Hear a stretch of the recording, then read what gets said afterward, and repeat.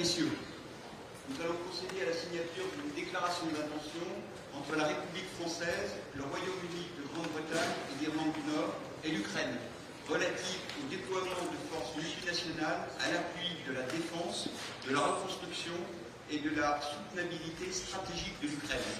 Le signataire pour la partie française est M. Emmanuel Macron, président de la République. Le signataire pour la partie ukrainienne est M. Volodymyr Zelensky, président de l'Ukraine. Et le signataire pour la partie britannique est M. Keir Starmer, Premier ministre du Royaume-Uni de Grande-Bretagne et d'Irlande du Nord. Декларацію про наміри між Україною, Французькою Республікою та Сполученим Королівством Великої Британії та Північної Ірландії щодо розгортання багатонаціональних сил на підтримку оборони, відбудови та стратегічної стійкості України підписують від України президент України Володимир Зеленський, від Французької Республіки президент Французької Республіки Еммануель Макрон, від Великої Британії прем'єр-міністр Великої Британії Кір Стармер. Declaration of intent between the French Republic, the United Kingdom of Great Britain and Northern Ireland, and Ukraine relating to the deployment of multinational forces in support of the defense, reconstruction and strategic sustainability of Ukraine. Signatory for the United Kingdom of Great Britain and Northern Ireland, Sir Keir Starmer, Prime Minister of the United Kingdom of Great Britain and Northern Ireland. Signatory for the French Republic, Mr. Emmanuel Macron, President of the French Republic. Signatory for Ukraine, Mr. Volodymyr Zelensky, President of Ukraine. Done.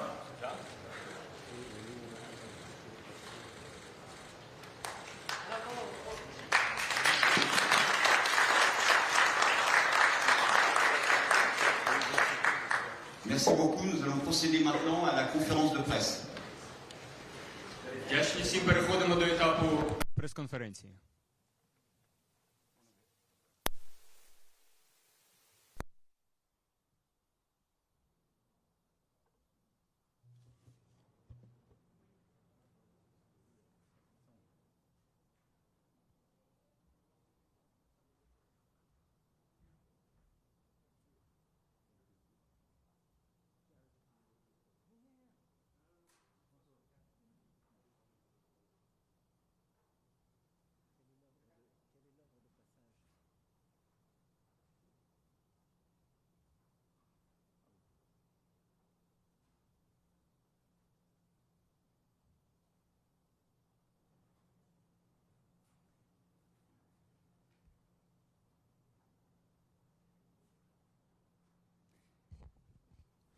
Bien. Monsieur le Président, cher Volodymyr, Monsieur le Chancelier, cher Friedrich, Monsieur le Premier ministre, cher Keir, Messieurs les envoyés spéciaux, cher Steve, cher Jared, merci beaucoup pour votre présence aujourd'hui avec nous, Mesdames et Messieurs les ministres, Mesdames et Messieurs en vos grades et qualités. Nous avons aujourd'hui tenu à Paris une nouvelle réunion des chefs d'État et de gouvernement des 35 pays qui composent la coalition des volontaires, aux côtés du président Zelensky et en présence d'une délégation américaine conduite par messieurs Witkoff et Kushner. C'est la 15e réunion de la coalition des volontaires que nous tenons depuis le 17 février 2025 et nous avions aujourd'hui à nos côtés 28 chefs d'État et de gouvernement, le secrétaire général de l'OTAN, la présidente de la Commission européenne et le président du Conseil européen. Cette réunion scelle aujourd'hui une avancée considérable qui est reflétée par la déclaration de Paris des garanties de sécurité robustes pour une paix solide et durable. Cette déclaration de la coalition des volontaires vient pour la première fois reconnaître une convergence opérationnelle entre les 35 pays qui composent la coalition des volontaires, l'Ukraine et les États-Unis d'Amérique pour bâtir des garanties de sécurité robuste. Cette déclaration détaille chacune des composantes de ces garanties de sécurité. Nous avons eu un rapport qui a été fait par nos chefs d'état-major et par SACEUR, titre de la coordination américaine. Et nous avons aussi acté ici même d'une cellule de coordination qui permettra d'intégrer pleinement justement l'ensemble des armées compétentes et qui permettra la coordination entre la coalition des volontaires, les États-Unis d'Amérique et l'Ukraine sur le plan opérationnel. Elle viendra en soutien, en coordination avec l'état-major de la coalition qui est réuni à Paris. Au sein de la coalition, nous avons, sur la base de tout le travail accompli au cours des derniers mois, consolidé notre approche avec, premièrement, la mise en place de mécanismes de surveillance du cessez-le-feu qui seront placés justement sous un leadership américain, mais avec des contributions de plusieurs États qui ont marqué leur disponibilité. Deuxièmement, le soutien dans la durée. D'abord, les forces armées ukrainiennes qui sont et resteront la première ligne de défense et de dissuasion contre l'agression. Donc nous avons planifié sur la base d'un format d'armée volontariste, 800 000 hommes, les entraînements, les capacités et l'ensemble des moyens pour que cette armée puisse dissuader toute nouvelle agression. Troisièmement, de poursuivre nos préparatifs pour la mise en place d'une force multinationale dans les airs, les mers, sur le sol, pour apporter une forme de réassurance le jour d'après le cessez-le-feu, loin de la ligne de contact. Et au-delà du travail qui a été conduit par les chefs d'état-major britanniques et français avec tous les autres états-majors, je veux saluer nos amis allemands, italiens, polonais, souligner aussi l'importance du rôle de la Turquie qui, sur la partie maritime, a un rôle tout à fait considérable et a endossé cette responsabilité. Et puis quatrièmement, nous avons donc acté de traduire juridiquement ces engagements pour soutenir l'Ukraine en cas de nouvelle attaque de la Russie par justement des mécanismes de solidarité et d'intervention. Nous continuons aussi enfin de converger sur les questions de reconstruction et de soutien économique, et c'était le deuxième temps de la discussion. Mais vous le voyez, sur ce premier temps, nous avons consolidé l'architecture, la planification, les moyens, les règles, des garanties de sécurité pour l'Ukraine le jour d'après la paix, et je dirais d'une garantie de sécurité pour l'Ukraine et pour le continent européen. Le deuxième temps de la discussion a été consacré à la prospérité future de l'Ukraine, avec là aussi le plan américain qui a été présenté, les contributions européennes, avec la volonté d'accélérer le travail aux côtés de l'Ukraine pour que dans les prochaines semaines, un tel plan de prospérité puisse être finalisé, qui sera une composante importante justement de ces accords de paix. Tout cela sont des piliers essentiels de ce qui viendra soutenir une négociation qui est en train d'être conduite et dont nous souhaitons tous qu'elle puisse se finaliser le plus vite possible. Mais ces garanties de sécurité sont la clé pour que jamais un accord de paix ne puisse signifier une reddition ukrainienne et que jamais un accord de paix ne puisse signifier une menace nouvelle pour l'Ukraine. Je crois que ce qui est très important de souligner, c'est que tous les pays ici représentés devant vous, mais l'ensemble des pays de la coalition des volontaires, et tous ceux qui sont là, qui étaient présents aujourd'hui à Paris après la très bonne coordination que nous avions eue tous ensemble en fin d'année dernière à Berlin, partagent tous la même volonté, la paix. La paix en Ukraine, la paix en Europe. Mais nous voulons tous que cette paix soit juste, qu'elle soit durable, qu'elle soit solide. Et nous sommes tous lucides. Les paix qui ont été signées ces 15 dernières années par la Russie ont toutes donné lieu à des violations par la suite. En Moldavie, en Géorgie, en Ukraine. Et donc, fort de cette expérience, nous voulons que cette paix, elle ait ses garanties, instruites par l'expérience des Européens ces 15 dernières années. C'est pourquoi la déclaration de Paris permet d'acter ces garanties de sécurité légitimes et pour la première fois acte de cette convergence entre les membres de la coalition des volontaires, l'Ukraine et les États-Unis d'Amérique. Enfin, au-delà de cela, à court terme, nous continuerons d'apporter notre soutien à l'Ukraine pour faire face évidemment à tous les défis qui sont les siens en termes de protection de son espace aérien, de protection des civils qui sont encore la cible pendant que nous parlons des attaques russes et permettre de continuer aussi notre travail en termes de sanctions pour contraindre et réduire la capacité à financer cet effort de guerre par la Russie. Voilà, mesdames et messieurs, ce dont je voulais vous rendre compte en remerciant mes collègues ici présents et la délégation américaine qui est à nos côtés pour les avancées considérables qui ont été permises par justement cette réunion et ce sommet aujourd'hui. Je cède maintenant la parole à Monsieur le Président Zelensky. Cher Volodymyr. Дякую дуже. Дуже дякую тобі, дорогі Еммануеле, пане президенте. Дякую за запрошення і організацію.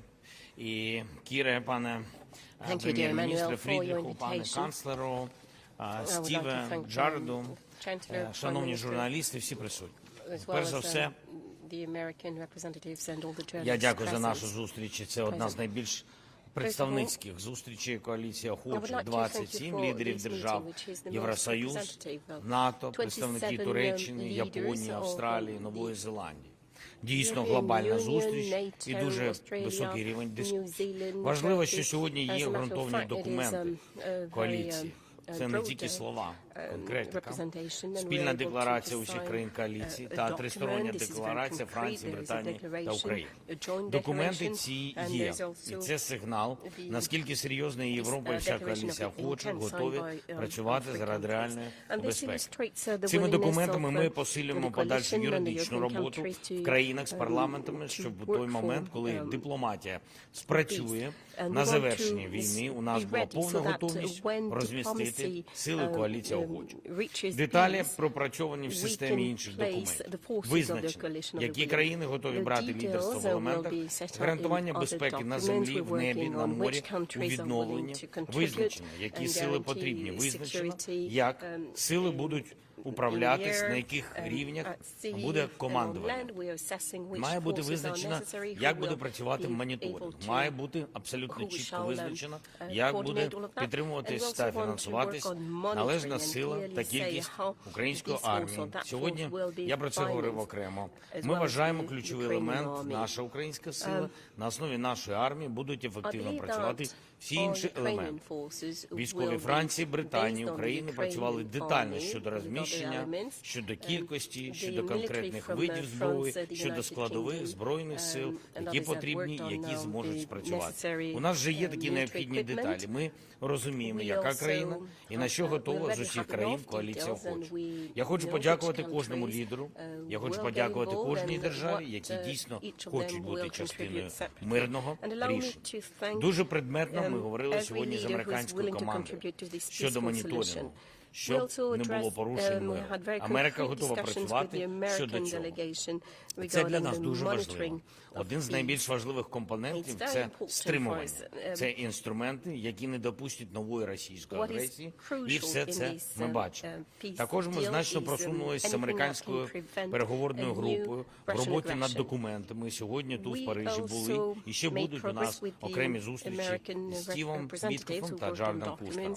Ми вважаємо, що у нас готові документи щодо гарантій безпеки двосторонні. Україна, Америка, а також тристоронні документи. Ми розраховуємо, що найближчим часом можливе підписання і вже пропрацьовуємо ці формати. Дай Бог, щоб нам дійсно це вдалося. Ми цінуємо готовність Сполучених Штатів дати підтримку силам, які мають не допускати повторення російської агресії. Бекстоп від Америки для нас це важливо. Ми розуміємо, який може бути таймінг всіх процесів. Всі погоджуємо, що це мають бути такі гарантії безпеки, які засновані на юридичних зобов'язаннях, зокрема затверджені Конгресом Сполучених Штатів. Звісно, є питання ще з документами, є деякі питання з документами 20 пунктів. Найбільше питання, що потрібно ще працювати, це питання територіальне. Ми обговорили деякі ідеї, які можуть допомогти. Якщо команди не зможуть вирішити деякі питання, можна виносити це питання на рівень лідерів. Сьогодні ще ми продовжимо. Українська команда залишається для додаткових зустрічей та додаткових перемовин. Я хочу подякувати тобі, Еммануелю, що у нас є така можливість, що наші команди зустрічаються 2 дні. Дякую тобі і дуже дякую американським колегам. Але головне архітектура того, якою має бути безпека після цієї війни, фактично вже є. І це в силах партнерів дотиснути, щоб Росія прийшла до моменту закінчення війни. Країна ніколи не була перепоною для миру. Росія була джерелом, початком цієї війни, джерелом агресії. У такій формулі зрозуміло, хто має зробити кроки ключові. Я дякую всім, хто допомагає нам, хто допомагає все-таки зробити все, щоб був мир. Кожен розуміє, що агресор повинен зупинитися, щоб мир запрацював. І всі інструменти для цього працюють. Від наших діпстрайків, санкцій і дипломатія, яка так важлива. Дуже важливо, що сьогодні говорили також про нашу протиповітряну оборону. І це питання піднімали інші лідери коаліції охочих. Це для нас щоденне завдання. Це правда. Країна потребує ракет для ППО, постійне постачання, оскільки російські удари, на жаль, незважаючи на дипломатію, але удари не припиняються. Росія не вкладається в дипломатію на 100%, поки що. Але не вкладається тільки тому, що розраховує на удар по нашій енергетиці, по нашій інфраструктурі, по мирним містам і селам. Тому кожна наша зустріч, зокрема і про ППО. І в Мар-а-Лаго ми про це говорили з президентом Трампом. Я дуже дякую йому за розуміння і за підтримку. І тут в Парижі ми також піднімаємо питання ППО. Чим сильніший наш захист, тим сильніше зрештою буде і дипломатія. Дякуємо всім, хто готовий швидко допомагати. Слава Україні! The stronger will be our diplomacy. So thank you to all of you for your support. Thank you. Thank you, Emmanuel. And it's important that we're starting the year like this. European and American allies, side by side with President Zelensky, standing for peace. And we are closer to that goal than ever. But of course, the hardest yards are still ahead. So we're here today to keep driving that effort forward. And we've had a very constructive meeting, which is built on the excellent progress made in negotiations over recent days and weeks. The purpose of the Coalition of the Willing is to help deliver a peace that can last and to work with the US to guarantee Ukraine's security for the long term. This work is now more advanced than ever. Today's joint declaration set that out in clear terms. On top of that, and alongside President Zelensky and President Macron, we went even further today. We signed a declaration of intent on the deployment of forces to Ukraine in the event of a peace deal. This is a vital part of our iron-cast commitment to stand with Ukraine for the long term. It paves the way for the legal framework under which British, French and partner forces could operate on Ukrainian soil, securing Ukraine's skies and seas and regenerating Ukraine's armed forces for the future. We discussed these issues in detail today, and so I can say that following a ceasefire, the UK and France will establish military hubs across Ukraine and build protected facilities for weapons and military equipment to support Ukraine's defensive needs. And with our coalition partners, we've also agreed significant further steps. First, that we will participate in US-led monitoring and verification of any ceasefire. Second, we will support the long-time provision of armaments for Ukraine's defence. And third, we will work towards binding commitments to support Ukraine in the case of a future armed attack by Russia. This is all about building the practical foundations on which peace would rest. But we can only get to a peace deal if Putin is ready to make compromises. And so we have to be frank. For all Russia's words, Putin is not showing that he's ready for peace. Over the last few weeks, we've seen the opposite. Further horrific strikes on Ukraine, killing and wounding civilians, and cutting off power for millions of people in the dead of winter. His forces hit a hospital in Kyiv just yesterday. And he's tried to distract from peace efforts with unfounded claims of attacks on his residence. Now, this only hardens our resolve. We will continue to step out our support for Ukraine's defence in 2026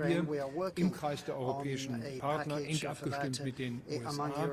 Die EU-Kommissionspräsidentin hat heute auch Details dargelegt, wie die Kommission an einem solchen Paket arbeitet. Denn der Wiederaufbau ist untrennbar verbunden mit den Sicherheitsgarantien. Wirtschaftliche Stärke wird ein unverzichtbarer Garant dafür sein, dass die Ukraine Russland auch in Zukunft glaubwürdig abschreckt. Lieber Volodymyr, ich will es offen sagen, hieraus ergeben sich auch Erwartungen an die Ukraine. Dazu gehört, und das weißt du, darüber haben wir bereits in Brüssel gesprochen, die Ukraine muss sicherstellen, dass sich ihre jungen Männer dann auch in den Dienst einer sicheren und wirtschaftlich gesunden Ukraine stellen, statt nach Deutschland, nach Polen, nach Frankreich auszureisen, so wie wir es gegenwärtig erleben. Das ist ein Thema, das wir beide in Brüssel auch schon erörtert haben. Ich denke, das ist eine Erwartung, die auch die Ukraine erfüllen kann und sollte. Meine Damen und Herren, wir können heute nicht sagen, ob wir die Waffen in der Ukraine in 6 Wochen oder in 6 Monaten zum Schweigen bringen, aber für diesen Frieden arbeiten wir unermüdlich. Wir werden dabei sicherlich auch Kompromisse machen müssen. Wir werden dem Ideal eines gerechten Friedens nur nahe kommen, so wie wir uns das vorstellen. Aus heutiger Sicht, wir werden keine Lösungen aus dem diplomatischen Lehrbuch schaffen, aber unter den gegebenen geopolitischen Umständen erfordert es große Anstrengungen von uns auch in den nächsten Tagen, Wochen, vielleicht Monaten. Wir werden das mit Hartnäckigkeit, mit Realismus und mit Weitblick das Beste versuchen zu erreichen, nämlich einen stabilen Waffenstillstand, starke Sicherheitsgarantien und einen Frieden in Europa, der Ukraine und Europäer miteinander eng verbindet und den wir auch gemeinsam gestalten. Noch einmal Dank für das gute Treffen heute. Es hat sich gelohnt, dass wir in so großer Zahl, übrigens nie zuvor in Präsenz, in dieser Koalition der Willigen, nie zuvor in Präsenz, in so großer Zahl, heute hier in Paris zusammen gewesen sind. Und das gibt das klare Zeichen an Russland, stoppt diesen Krieg. Es macht keinen Sinn, ihn fortzusetzen. Wir sind bereit, als Koalition der Willigen mit der Ukraine, mit den USA zusammen einen Weg aufzuzeigen, wie endlich Frieden herrschen kann in Europa und in diesem Fall ganz besonders in Europa. Monsieur l'envoyé spécial, Steve Witkoff et Monsieur Jared Kushner. Hello. So, my name is Steve Witkoff. Hello, everybody. President Macron, I want to thank you for your hospitality. You're an incredible man, and thank God for you. And President Zelensky, I want to thank you for your commitment to the peace here, your team. You have an outstanding team, and it's our privilege to work on this endeavor. I want to be clear that Jared and I have been working with Ambassador Kushner for close to 10 hours today, and we'll be meeting with the Ukrainian delegation this evening, continuing that work, because President Trump's mandate is that he wants a peace in Ukraine, and we are determined on his behalf to do everything possible to attain that peace. A lot of progress began first in Geneva. We made tremendous progress there. We moved on to Berlin. Lots of progress happened there, and as President Zelensky identified, we had a very compelling meeting in Mar-a-Lago, and we look forward to more progress as a result of everything that's occurred today. We think we're largely finished with security protocols, which are important so that the people of Ukraine know that when this ends, it ends forever. But we also think, critically, that we are very, very close to finishing up as robust a prosperity agreement as any country has ever seen coming out of conflicts like this. It will aspirationally mean large, large possibilities for the Ukrainian people, for people coming home from war who will find wonderful jobs out there. We're working with BlackRock, Larry Fink in this endeavor, and we think it's going to be very, very important for the people of Ukraine. And we believe that a robust economy correlates and works directly with these security protocols. It makes Ukraine a strong, independent nation, and we think that's really important in terms of their long-term future. Jared and I are prepared to do anything necessary to work with our European colleagues. Prime Minister Starmer, you've been incredible, as has Chancellor Merz, and all of the European nations who we met today, who we spoke with. It's all been an important meeting today, and we think we've made a lot of progress. We heard President Zelensky and some of the other people here talking about land options. That will be the most critical issue, and we're going to be continuing on with those discussions, and hopefully we'll be able to meet or come up with certain compromises with regard to that. But I do want to say this. We are here to mediate and help in the peace process, and we're prepared to do anything necessary to get to that place. President Trump strongly, fervently believes that this killing has to stop, that the carnage has to stop. And we're determined, all of us up here, to be a part of that. Nothing to add. That was perfectly said. Okay. Thank you. Nous allons passer aux questions. Questions. We'll take questions now. Yeah. One question by delegation. Je vous en prie. Go ahead. Bonsoir. Good evening.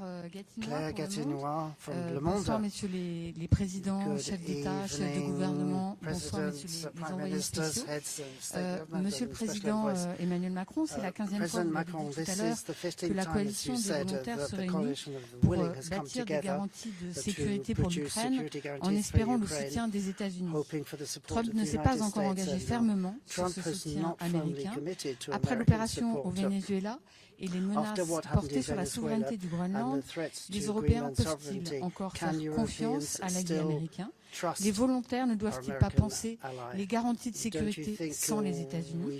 Vis-à-vis du Groenland, au-delà des déclarations qui ont été publiées ce matin, faut-il envisager un déploiement de troupes européennes pour protéger le territoire? Enfin, est-ce pour préserver ce lien avec les États-Unis que vous n'avez pas condamné l'intervention militaire américaine au Venezuela?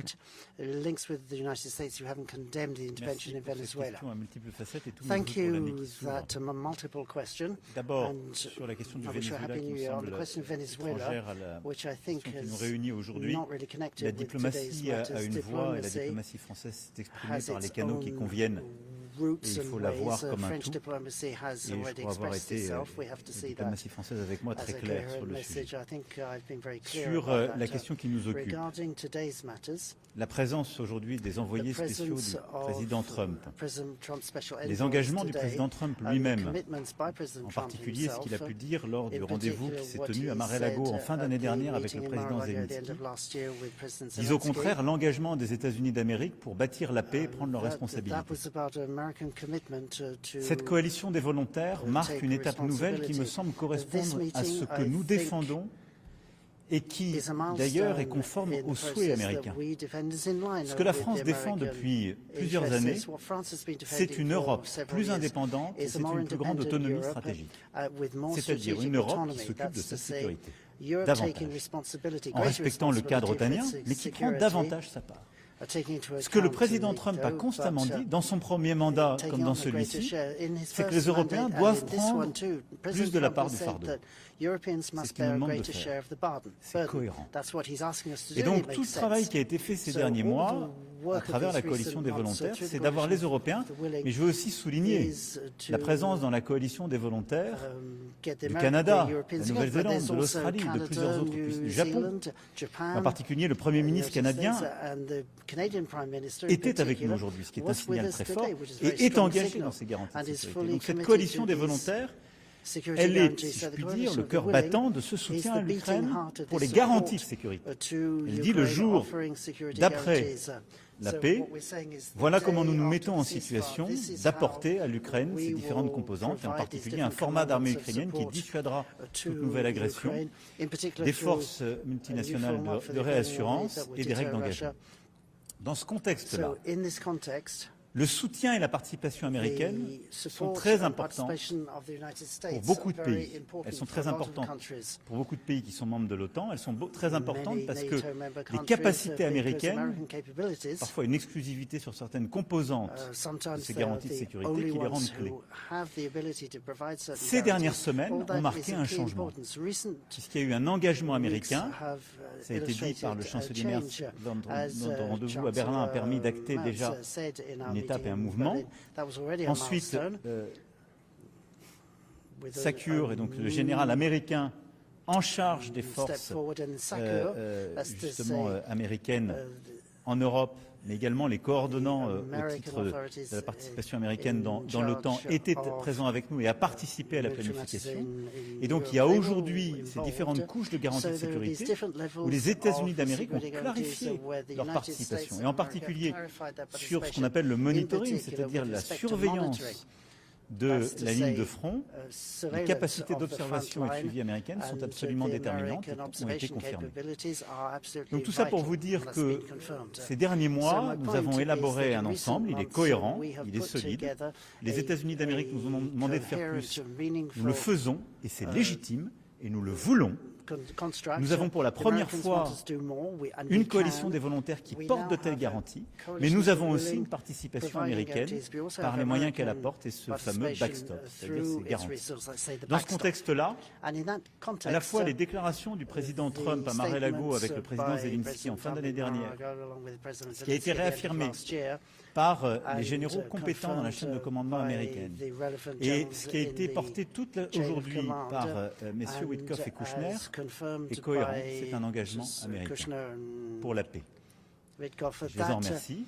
Et donc, je n'ai pas lieu de suivre quelques thèses qui douteraient de cet engagement, compte tenu de leur présence, des mots très forts qu'ils ont eu aujourd'hui, et du travail qui a été mené avec les États-Unis d'Amérique pour conduire ce dispositif. J'ajoute que les États-Unis d'Amérique, en tant que signataires de la Charte des Nations Unies et membres de l'OTAN, sont aussi des alliés des Européens. Et donc, c'est en tant que tels qu'ils sont présents aujourd'hui et qu'ils ont travaillé à nos côtés durant ces dernières semaines. Merci beaucoup.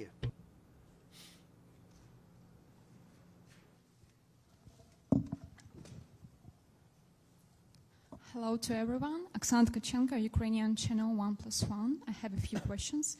First one for Ukrainian president. Пане президенте, чи можете ви сказати, що ці гарантії безпеки дійсно вже готові до реалізації, фіналізовані? І як ви бачите юридичну реалізацію їх в Україні? Тобто, чи буде це якесь запрошення для цього миротворчого контингенту? And also question to European leaders. Could you explain specifically what would be a contribution from each of your country? Can we name a number of troops, a mandate they will have? And to the American side, if I may, what does it mean being a backstop in these security guarantees? And when are you going to present them to President Trump and to the Russian side? Is there any specific date for meeting? Thank you. Дякую за запитання. Передусім, я вважаю, що гарантії коаліції охочих повинні працювати разом з гарантіями Сполучених Штатів Америки. І саме так буде. Ми працюємо над тим, щоб це були юридично зобов'язуючі гарантії. Що стосується американської сторони, наші двосторонні гарантії безпеки будуть підтримані Конгресом. Дай Бог, щоб ми дійшли до цього моменту. Ми на це розраховуємо, документи в принципі готові, про деталі поки що говорити не можу. Що стосується декларації, це перший крок, який ми підписали, він дуже важливий, він відкриває сам процес, і ці юридично також ці документи будуть юридично зобов'язуючі. Більшості країн із коаліції охочих потрібна підтримка їх парламенті. Тому після декларації, після цього процесу, країни йдуть в парламенти. Також розраховуємо на цю підтримку.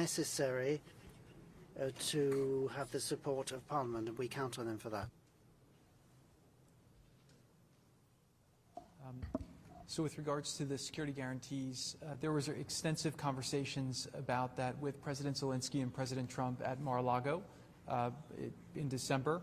And I think that they really resolved most, if not all, of the issues that are outstanding on that. These have been really designed over the last really month in consultation with the Ukrainians, with the Europeans. I will say I think today was a very, very big milestone, and I thank President Macron for assembling this and for all of the work that everyone here has done behind the scenes to bring this together. This does not mean that we will make peace, but peace would not be possible without the progress that was made here today, meaning that if Ukraine is going to make a final deal, they have to know that after a deal, they are secure, they have obviously a robust deterrence, and there's real backstops to make sure that this will not happen again. One of the reasons why President Trump is comfortable with where the security guarantees are headed towards is because based on his assessments and his conversations with President Putin is that if we can make the right deal, it would mean a deal where both sides look to de-escalate, that there's a real monitoring mechanism, real ability, if there ever is a violation, to have deconfliction and hopefully, de-escalation. And obviously, you create a robust deterrence, peace through strength, where it's unlikely that somebody will ever go and start this again. So this is a really important building block towards an eventual peace deal. And I think that it's a big, big milestone that was reached today between the Europeans with the Coalition of the Willing. And I really want to just thank the DOD and the whole amazing team in the U.S. Obviously, you saw last week the incredible capability of the U.S. military, and that's just a small piece of what they're capable of doing. And so they've been really thinking about this, and they believe that a real peace here is possible, and there are ways to stand behind it.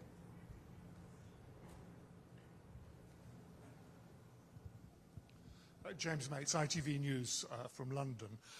Mr. Starmer, Prime Minister, today's commitments by the United States are already being called a game changer, and I know there's a reluctance to talk about Greenland today, but what value do these commitments have on the very day that at the highest levels of government in Washington they are talking about seizing the sovereign territory of a fellow NATO member?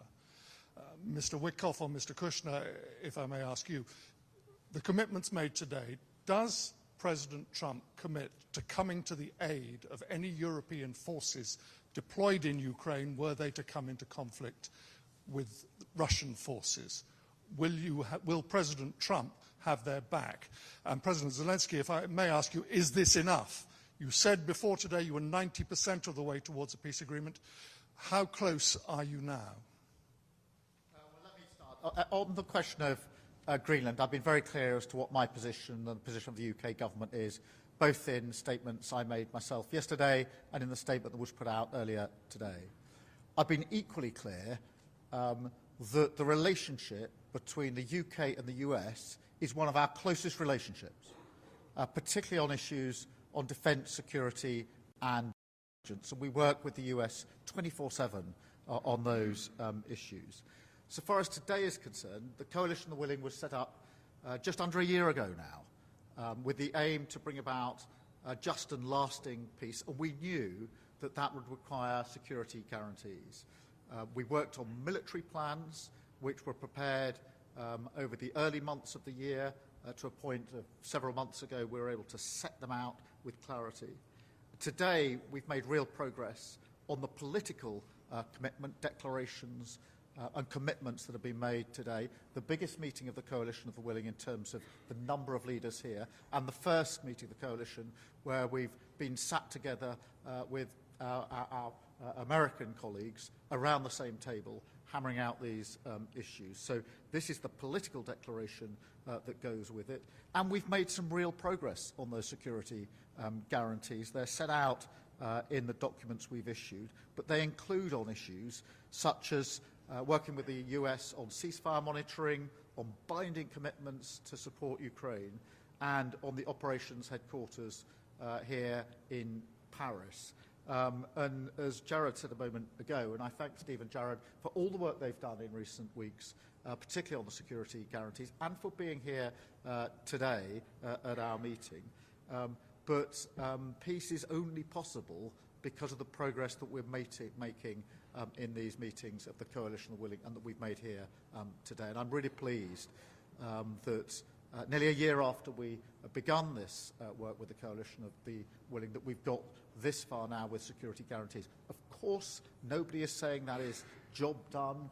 Of course, there's more work always to be done, but we've made some real progress today, and that is a good thing for Ukraine, it's a good thing for Europe, it's a good thing for the United Kingdom, because, of course, this is about our security, our defence, our freedoms, and the impact that it's already had over 4 long years on Ukraine, on Europe, and back in the United Kingdom.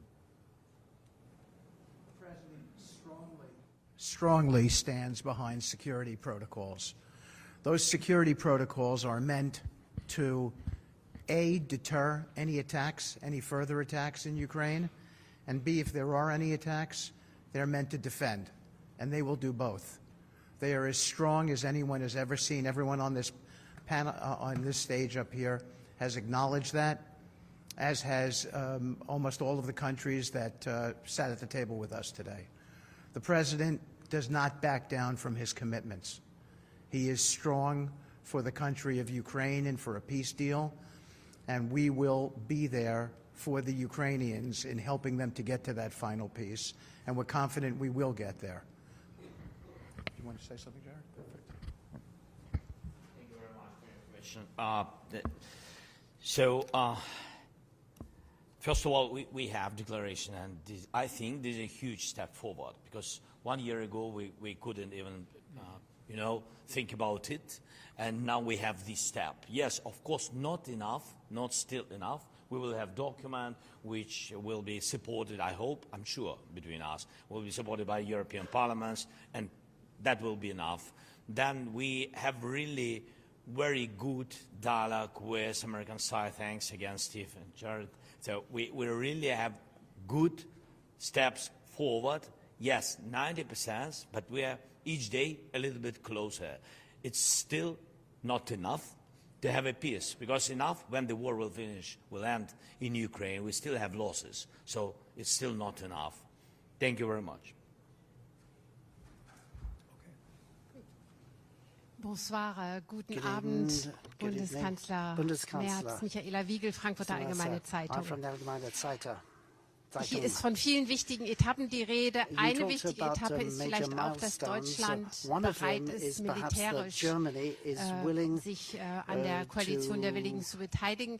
Herr Bundeskanzler, reicht es, im benachbarten NATO-Gebiet Soldaten zu stationieren? Können Sie etwas mehr sagen, auch was die Erwartungen, die an Sie herangetragen worden sind? Sie haben es schon erwähnt, Deutschland ist der wichtigste Unterstützer. Müssen wir militärisch uns stärker beteiligen? Frau Wiegel, vielen Dank für die Frage. Wir haben das sehr ausführlich miteinander diskutiert. Ich habe für die Bundesregierung erklärt, dass wir selbstverständlich bereit sind, auch an den Sicherheitsgarantien teilzunehmen. In welcher Form wir das machen können, ist zurzeit offen, weil das gesamte Paket der Sicherheitsgarantien noch nicht abschließend besprochen worden ist. Es gibt jetzt erste sehr konkrete Vorschläge. Wenn Deutschland sich daran beteiligt, dann bedarf dies zunächst eines Beschlusses der Bundesregierung und anschließend einer Bestätigung des Deutschen Bundestags. Ich werde der Bundesregierung und gegebenenfalls dem Deutschen Bundestag auch erst dann Vorschläge unterbreiten, wenn es hier zu einem Waffenstillstand gekommen ist. Und wenn wir in der Koalition der Willigen zu einer entsprechenden gemeinsamen Vorgehensweise Vereinbarung getroffen haben. Wir sind auf dem Weg dorthin. Aber ich habe in der Runde heute Nachmittag auch noch einmal deutlich gemacht, es kann auch richtig sein, beides zu tun. Sowohl Truppen in der Ukraine zu stationieren, das sind vor allen Dingen die Truppen der Ukraine, die gestärkt werden müssen, die unterstützt werden müssen, aber dann eben auch in benachbarten Staaten zur Ukraine weitere Truppen zu stationieren, die für den Fall einer erneuten russischen Aggression eingesetzt werden können. Ich spreche bewusst hier im Konjunktiv, weil das Ganze im Gesamtkontext, im gesamten Paket noch nicht ausverhandelt ist. Aber noch einmal die Grundvoraussetzung ist, dass es einen Waffenstillstand gibt, ein Abkommen mit Russland über einen Waffenstillstand. Und dieser Waffenstillstand, der muss dann abgesichert werden durch entsprechende militärische Unterstützung der Ukraine. Und ich will es hier auch noch einmal betonen, es ist nicht nur nur eine militärische Unterstützung der Ukraine. Es ist eine militärische Unterstützung des Friedens und der Freiheit in ganz Europa. Und deswegen engagieren wir uns hier auch. Es geht nicht allein um die territoriale Integrität der Ukraine. Es geht um die dauerhafte Aufrechterhaltung der politischen Friedensordnung und Freiheitsordnung in ganz Europa. Und die haben wir immer verteidigt. Und da ist Abschreckung das Stichwort der letzten 70 Jahre. Und das wird es nach meiner festen Überzeugung auch für die nächsten Jahre und Jahrzehnte. Cette conférence de presse est maintenant terminée. That's the end of the press conference. Thank you all very much and good night. And Happy New Year once again to you all.